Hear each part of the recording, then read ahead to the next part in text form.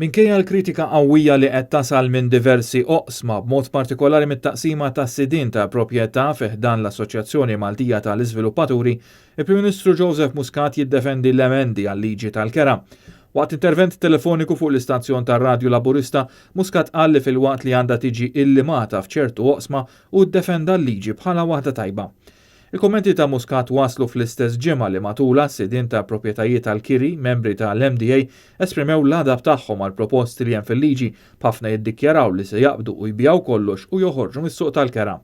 Il-President tal-MDA, Sandro Ketkut, jagħmilha ċara li l-MDA ma taqbilx mal-proposta fil-liġi ġdida tal-kera li l-Gvern jintervjeni f'kuntratt privat bejn il-kerrej u l-inkwilin. U l-menta li l-liġi ġdida ma tagħmilx distinzjoni bejn proprjetajiet komuni u proprjetajiet lussużi. Apparti dan il-liġi ġdida tagħti poter li l-awtorità ta' djar taqbad u tidħol fi proprjetà privata biex tispezzjona u għalhekk qed tingħata saħħa saħansitra akbar mill-pulizija fil-waqt li l-Gvern ikollu l-kontroll assolut fuq is-sidien. Dan huwa punt li waqt il-laqgħa mal-MDA ġab għadab kbir minn dawk preżenti.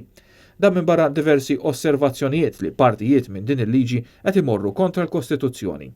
Waqt l-istess intervent telefoniku Muscat tkellem ukoll dwar il-budget li se jiġi ppreżentat fl-14 ta' Ottubru u qal li xogħol il-Gvern u li naqqas l-ispiża lill-poplu li issa dara li l-Gvern jagħtih fil-budget u mhux joħodlu.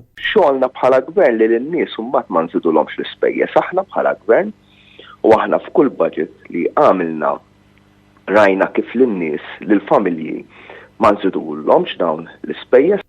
Madonna kollu ma kien hemm ebda referenza mill-Prim Ministru għażida qawwija fil-prezzijiet ta' diversi prodotti essenzjali matul dawn l-aħħar xhur, fosthom il-ħobs, il-ħalib u l-prodotti tiegħu, il-posta u żieda qawwija fil-fuels matul dan is-sajf.